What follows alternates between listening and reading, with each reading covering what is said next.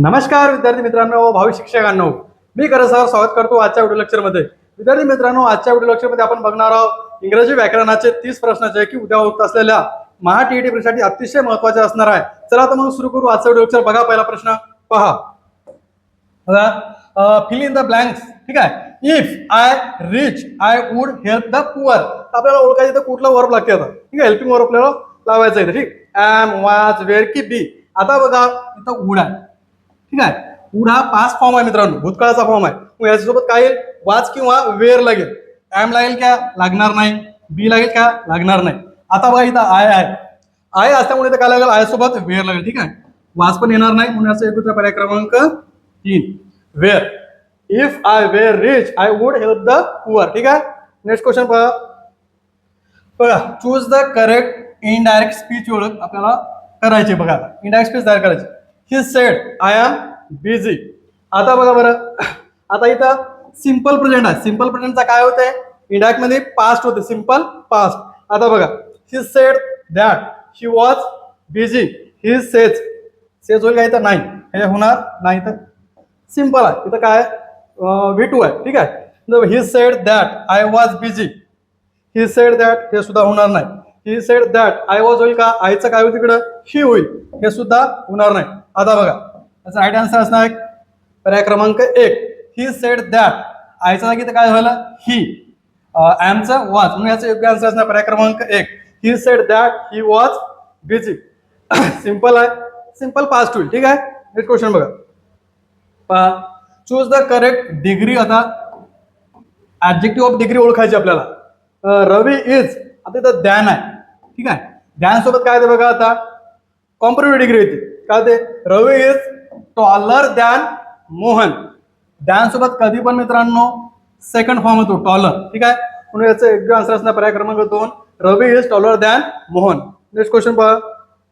बघा choose the correct question tag विचारायला आपल्याला. Question tag. ठीक आहे. आता बघा यू आर अ टीचर. आता बघा निगेटिव्ह आहे का? नाही आहे. मग निगेटिव्ह जर नसेल तर याचा क्वेश्चन टॅग निगेटिव्ह करतात. इकडे जर पॉझिटिव्ह असेल तर निगेटिव्ह, निगेटिव्ह असेल तर पॉझिटिव्ह. आता बघा बरं आरचं काय होईल? आरंट होईल.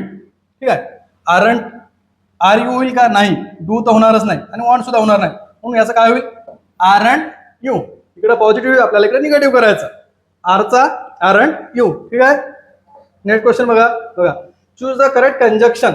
आता आपल्याला कंजक्शन वापरायचं इथं व्यवस्थित. बघा कुठं आहे? Ravi work hard. He pass the. He pass. ठीक आहे. तर काय होईल त्याचं? बट, बिकॉज, सो की ऑर. बघा त्याचा होईल ऑर. Ravi work hard. तो त्याने वर्क हार्ड केलं त्यामुळे तो पास झाला. ठीक आहे. नेक्स्ट बघा चूज द करेक्ट वर्ब. आता आपल्याला इथं वर्ब शोधायचं कुठलं येईल बरोबर. बघा दे फुटबॉल एव्हरी इव्हिनिंग. आता रोजची घटना आहे. ठीक नाही. तर काय होईल? दे असल्यामुळे काय होईल मित्रांनो? प्ले होईल. ठीक आहे. They play football every. आता सिंपल प्रेझेंट टेन्स मित्रांनो याचा. एव्हरी मॉर्निंग रोजची घटना आहे. ठीक आहे. प्लेस होईल का? दे असल्यामुळे इथं यस लागणार नाही. यस लागत नाही त्यामुळे काय होईल इथं? प्ले. ठीक आहे. नेक्स्ट क्वेश्चन बघा. बघा आयडेंटिफाय द क्लाउड्स. आता क्लाउड ओळखायचं आपल्याला. ठीक आहे. The book which is on the table is mine. तर बघा आता विचनं जोडलेला आहे. ठीक आहे. त्याच्या आधी द बुक आहे. याचा आन्सर मित्रांनो ऍडजेक्टिव्ह क्लॉज. बघा कुठे दिसत आहे? 3 नंबर. आता ऍडजेक्टिव्ह क्लॉज ओळखण्याची सोपी पद्धत आहे मित्रांनो. या जोड शब्दाच्या मध्ये जर नाऊन असेल, नाऊनच्या आधी जर द असेल, हा द जर नाऊनच्या आधी आला तर सरळ सरळ तो ऍडजेक्टिव्ह क्लॉज होतो. काही विचार करत नाही, काही वाचत नाही, फक्त एवढं शोधायचं. या शब्दाच्या नंतर वाट, विच याच्या आधी जर नाऊन आलं, हे बुक नाऊन आहे, त्याच्या आधी द लागलेला आहे, डायरेक्ट करायचं ऍडजेक्टिव्ह क्लॉज. बाकी काय विचार नाही करायचं. ठीक आहे. नेक्स्ट क्वेश्चन बघा. Identify the clause. परत क्लॉज विचारायला आपल्याला. आता बघा I know that he is honest. ठीक आहे. याचा काय होईल मित्रांनो? Noun clause. आता नाऊन क्लॉज कसा ओळखायचा? दॅटच्या आधी जर वर्ब असेल, हा झाला वर्ब. दॅटच्या आधी जर वर्ब आले तर तो नाऊन क्लॉज असतो. बाकी काही विचार करायचा नाही. हा शब्द बघायचा दॅट, विच, त्याच्या आधी जर वर्ब आला तर तो नाऊन क्लॉज होतो. ठीक आहे. नेक्स्ट क्वेश्चन बघा. When went out. आता याचा क्लॉज कसा होते बघा. व्हेन काय होते? जेव्हा तेव्हा. म्हणून याचा ऍड आउट क्लॉज होईल. ठीक आहे. पर्याय क्रमांक 2. केव्हा, जेव्हा, तेव्हा असे शब्द जर वाक्यामध्ये आले, when the rain stopped we went out, when आलेला आहे. ज्या ज्या वाक्यात वेन येईल त्यावेळेस त्याचा ऍडवर्ब क्लॉज होतो. ठीक आहे. नेक्स्ट क्वेश्चन बघा which sentence contains is a noun clause. आता नाउन क्लॉज कुठच्या सेंटेन्स मध्ये असं आपल्याला ओळखायचं. बघा I know what he wants, this is the boy, come when आणि द प्लेस वेअर. आता बघा लक्ष द्या, तुम्हाला आधी सांगितलं होतं मी व्हॉट आहे इथं आणि व्हॉटच्या आधी काय आहे वर्ब आहे म्हणून हा नाउन क्लॉज होईल. ठीक आहे. हा जो क्लॉज आहे बघा इथं आता हुच्या आधी काय आहे नाउन आहे, नाउनच्या आधी द लागलेला आहे म्हणून हा काय होईल ऍडजेक्टिव्ह क्लॉज होईल. इथं काय वेन, वेन काय होईल ऍडवर्ब क्लॉज. त्याच्यानंतर द प्लेस वेअर, वेअर पण कुठं आहे ऍडवर्ब क्लॉज येतो मित्रांनो, ठिकाण दाखवलेलं आहे म्हणून याचं योग्य उत्तर असणारा पर्याय क्रमांक 1 नाउन क्लॉज. ठीक आहे. नेक्स्ट क्वेश्चन बघा identify the sub ordinate clause. आता सब ऑर्डिनेट क्लॉज आपल्याला ओळखायचा आहे. I shall help you if you need me. आता इफच्या नंतरचा जो क्लॉज असतो मित्रांनो तो असतो सब ऑर्डिनेट क्लॉज. आता बघा कुठं दिसत आहे तुम्हाला 2 नंबरला म्हणजे पर्याय क्रमांक 2 याचं योग्य उत्तर असणार आहे. इफच्या नंतरचा जो क्लॉज असतो इफ अनलेस याने जोडलेला जो क्लॉज असतो तो असतो सबऑर्डिनेट क्लॉज. लक्षात ठेवायचं कधी पण इफ पासून समोरचा जो क्लॉज असतो तो असतो सबऑर्डिनेट क्लॉज, बाकी काही पाहायचं नाही. ठीक आहे. नेक्स्ट क्वेश्चन बघा चेंज इनटू पॅसिव्ह वॉइस करायचं आपल्याला. ऍक्टिव्ह पासून passive voice. They are playing cricket. आता लक्ष द्या इथं प्लेइंग आहे. ठीक आहे. ज्या वेळेस वर्बला आयएनजी लागते P4 असते त्यावेळेस त्यात बिंग शोधायचं कुठं असते. बघा आता बिंग वाला सेंटेन्स बघा इथं कुठं आहे पहिल्यामध्ये दुसऱ्यामध्ये आहे, 2 मध्ये आहे खालच्या नाही, हे 2 आधीच कट करून टाकायचे. आता या 2 मध्ये शोधायचं आपल्याला कुठं होईल ते. आणि आता जेव्हा आपण पॅसिव्ह वॉइस करतो त्यावेळेस त्याचा वरचं तिसरं रूप आहे थर्ड फॉर्म. आता कुठं आहे प्लेड, इथं सुद्धा आहे इथं सुद्धा आहे. ठीक आहे. अजून बघा बरं इथं आर आहे म्हणजे हा सिंपल सेंटेन्स आहे. ठीक आहे. इथं आरचं काय झालेलं आहे इज म्हणून पर्याय क्रमांक 1 याचं आन्सर असणार आहे cricket is being played by them. आता वाज का नाही येणार कारण इथं आर असल्यामुळे वाज येणार नाही म्हणून सिंपलच आहे म्हणून इथं सिंपलच येईल म्हणजे प्रेझेंट टेन्स येईल. ठीक आहे. आर हा प्रेझेंट कंटिन्युअस आहे म्हणून इथं प्रेझेंट कंटिन्युअसच येईल is being played by them. Next question बघा चेंज इनटू पॅसिव्ह. परत पॅसिव्ह वॉइस करायचं आपल्याला. She sings a song. आता सिंपल प्रेझेंट आहे. ठीक आहे. आता बघा बरं आता इकडं अ सॉन्ग वाज येईल का नाही ना, कट करून टाका. अ song is sung by her. A song has येईल का नाही ना. अ सॉन्ग सिंग्स येणार का नाही म्हणून याचं पर्याय क्रमांक 2 याचं योग्य उत्तर असणार आहे अ सॉन्ग इज. सिंपल आहे म्हणून इथं इज आलेलं आहे आणि थर्ड फॉर्म काय आहे सिंगचा संग म्हणून याचं योग्य उत्तर असणार पर्याय क्रमांक 2 a song is sung by her. Next question परत पॅसिव्ह वॉइस करायचं आपल्याला. The police arrest the thief. आता द थिपला इकडे घेऊन या. अरेस्ट आहे म्हणजे पास्ट फॉर्म आहे. ठीक आहे. इथं काय होईल आता द थिप वाज पाहिजे. आता बघ कुठे दिसत तुम्हाला इज आहे कट होईल. द थिप वाज अरेस्टेड बाय द पोलीस. योग्य उत्तर पर्याय क्रमांक 2 द थिप वाज अरेस्टेड बाय द पोलीस. आता खाली बघा द थिप हॅज झालं, हॅज येईल का नाही आणि इकडे पास्ट आहे.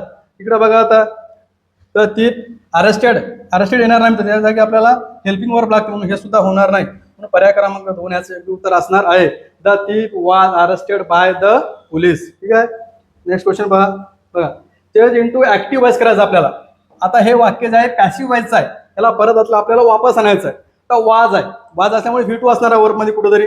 आता बघा द मॅच वाज वॉन बाय इंडिया. आता इंडिया सुरुवातीला आणायचं, इंडिया वाज आहे. ठीक आहे. मग काय येईल तर वॉन येईल म्हणजे पर्याय क्रमांक 1 याचा योग्य आन्सर असणार आहे. वॉन हा सेकंड फॉर्म असतो मित्रांनो.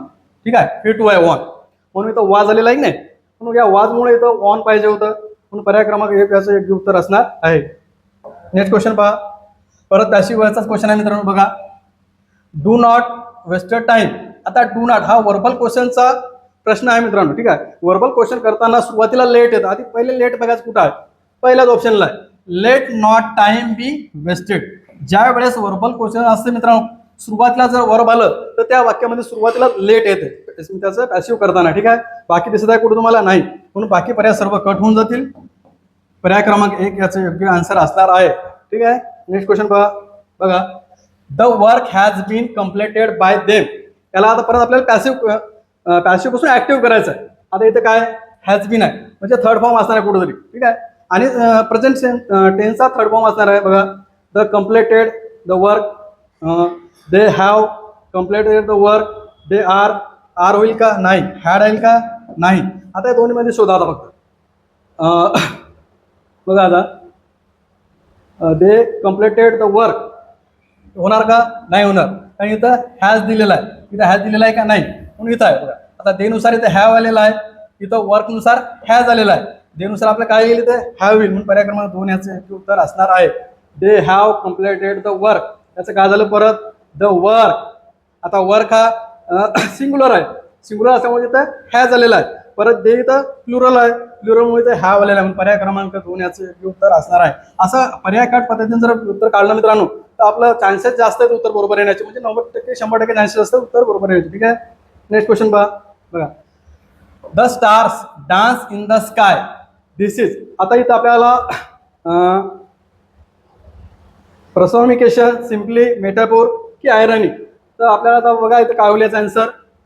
बघा the stars dance in the sky म्हणजे एखादी निर्जीव कल्पना सजीवासारखी ज्यावेळेस अलंकार ओळखायचा आपला. ठीक आहे, एखादी निर्जीव कल्पना सजीवासारखी जर हालचाल करत असेल तर त्यावेळेस तो चेतनात्मक अलंकार होतो. म्हणून याचा योग्य पर्याय क्रमांक 1 पर्सोनिफिकेशन हा याचा आन्सर असणार आहे. ठीक आहे, फिगर ऑफ स्पीच आहे मित्रांनो. ठीक आहे, पीटर पायपर पिक ऑफ पिकल.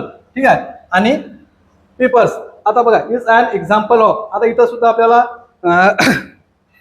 काय होईल बघा, ज्यावेळेस कुठल्याही वाक्यामध्ये एकाच अक्षराची पुनरावृत्ती होत असेल, इथं बघा पी आला, इथं सुद्धा पी, इथं सुद्धा पी. ज्यावेळेस एकाच अक्षराची पुनरावृत्ती होत असेल त्यावेळेस कुठला अलंकार होतो तो अलिट्रेशन, अनुप्रास अलंकार म्हणतात मित्रांनो. काय म्हणतात, अनुप्रास अलंकार.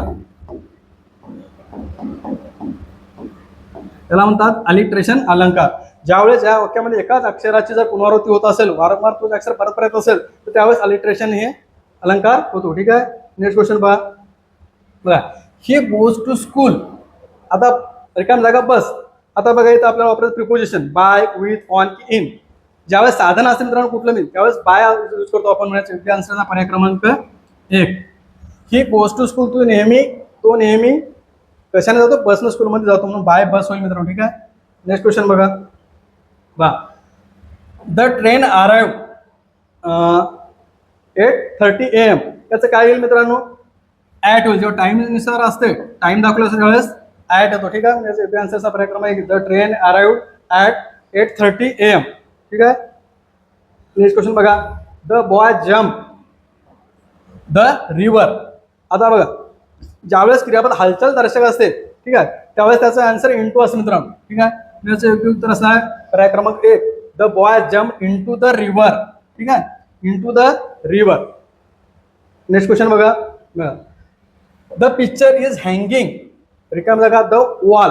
आता ऑन, इन, ॲट की बाय. ज्यावेळेस एखादी वस्तू अशी लागून असते एखाद्या चिपकून त्यावेळेस त्याचा आन्सर असणार मित्रांनो ऑन.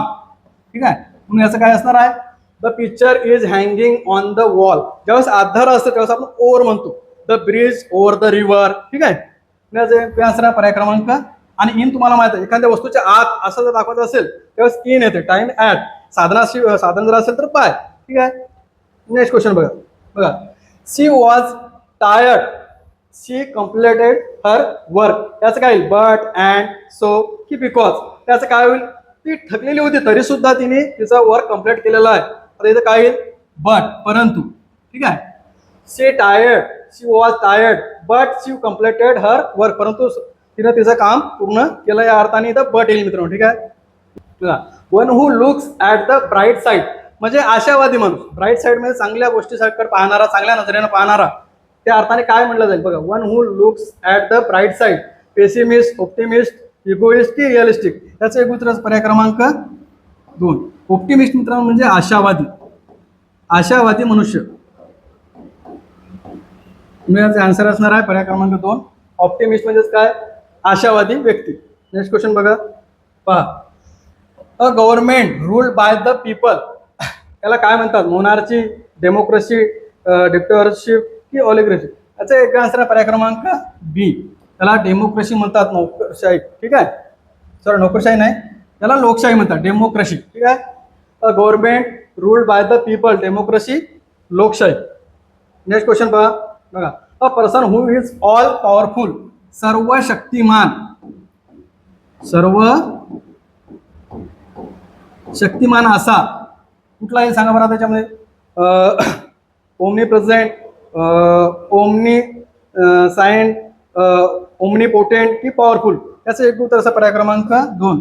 ओमनी पोटेंट म्हणजेच काय सर्व शक्तिमान या अर्थाने अ person who is all powerful म्हणजेच काय होईल ओमनी पोटेंट. नेक्स्ट क्वेश्चन बघा पीस ऑफ केक मीन्स, आता केकचे पीस करायचे करेक्ट आयटम ऑफ फ्रेज. आता फ्रेज ओळखायची आहे. Sweet dish, very easy, very difficult की बेकरी आयटम, त्याचं एक उत्तर पर्याय क्रमांक 2 व्हेरी इझी. आता केकचे पीस करणं सर्वात सोपे असते. ठीक आहे. पीस ऑफ केक मीन्स म्हणजेच काय व्हेरी इझी थिंग्स. ठीक आहे. नेक्स्ट क्वेश्चन बघा hit the nail on the head. आता आयटम फ्रेज विचारली गेलेली आहे. आता याचा अर्थ काय होते वर्मी घाव घालणे. To make a mistake, to say exactly the right thing, to hit someone की टू रिपेअर समथिंग, त्याचं एक उत्तर असा पर्याय क्रमांक 2 to say exactly the right thing म्हणजे योग्य मुद्द्यावर बोलणे, वर्मी गाव घालणे या अर्थाने ही विचारली जाते. ठीक आहे. याचं योग्य उत्तर असा पर्याय क्रमांक 2. ठीक आहे मित्रांनो, आजच्या व्हिडिओ लेक्चरमध्ये एवढंच. व्हिडिओ जर आवडला असेल माझ्या चॅनलला लाईक करा, शेअर करा आणि सबस्क्राईब करा.